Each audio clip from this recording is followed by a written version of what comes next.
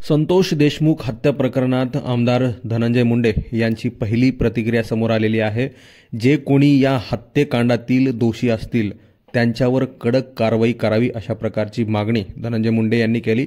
त्याचबरोबर हे प्रकरण फास्ट ट्रॅक कोर्टामध्ये चालवावं अशी सुद्धा त्यांनी मागणी केली आहे। जिल्ह्यामध्ये वातावरण दूषित होत आहे, कुणीतरी जाणीवपूर्वक याचा राजकीय फायदा घेण्यासाठी इथलं वातावरण दूषित करतंय असंही धनंजय मुंडे यांनी म्हटलं।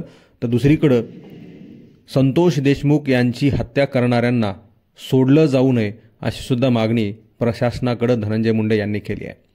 काय म्हटलंय धनंजय मुंडे यांनी पाहूयात।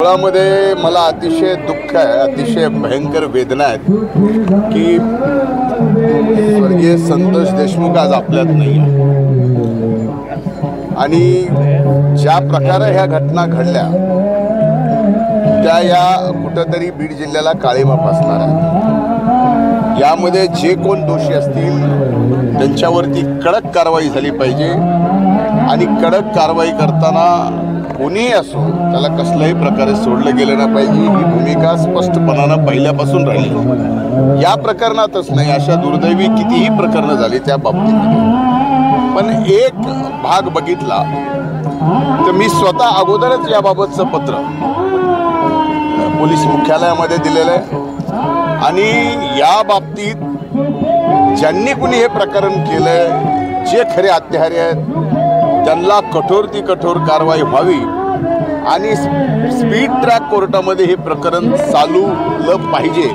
त्याशिवाय लवकर न्याय मिळणार नाही आणि ज्यांनी कुणी केलंय त्याला शिक्षाही मिळणार नाही।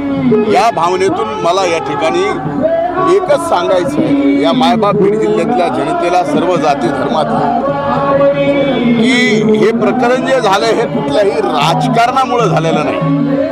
हे प्रकरण कामाच्या व्यवहारातून झालेलं प्रकरण आहे।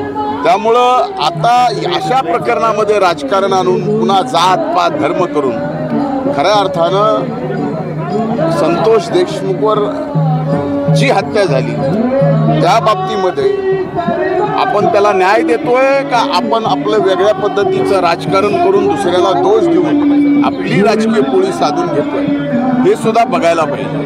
हे आपल्या बीड जिल्ह्याला परवडणारं नाही। म्हणून माझी एकच भूमिका आहे आणि ती सुस्पष्ट आहे की काहीही झालं तरी जे संतोष देशमुखचे हत्यारे आहेत त्यांना कठोर ती कठोर शिक्षा झाली पाहिजे, फाशी झाली पाहिजे।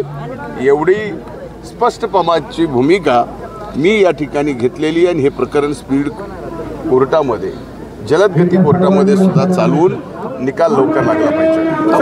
अमोल दुबेचं प्रकरण आहे, आणखीन एक प्रकरण आहे। या बाबतीत पोलिसांना मी अनेक दिवसापासून या ठिकाणी या सगळ्या प्रकरणं झालेली आहेत। त्यात अमोल दुबेचं असेल, आणखीन एक असेल, संतोष देशमुखांचं असेल, त्याच्या अगोदरचं असेल, ही जी काही प्रकरणं आहेत या प्रकरणाच्या बाबतीत वारंवार पोलिसांना सांगितलं पण या काळात आपल्याला माहिती आहे सरकार स्थापन झालं पण स्थानिक जबाबदारी आणखीन कुठलीच कुणाला मिळालेली नाही आहे आणि या सगळ्या गोष्टीमुळं पोलिसांना स्पष्ट शब्दात सांगितलं की कायदा आणि सुव्यवस्था कुठंतरी बीड जिल्ह्याचा बिघडताना दिसत आहे आणि पोलिसांनी त्यामध्ये तात्काळ लक्ष घातलं पाहिजे। आणि मला असं वाटतं की हे सगळी परिस्थिती झाल्यानंतर पोलीस नक्कीच याच्यात जास्त विरोधक असा आरोप करत आहेत की बीडचं पुन्हा एकदा बिहार होतंय असा आरोप पुन्हा एकदा केला जातोय।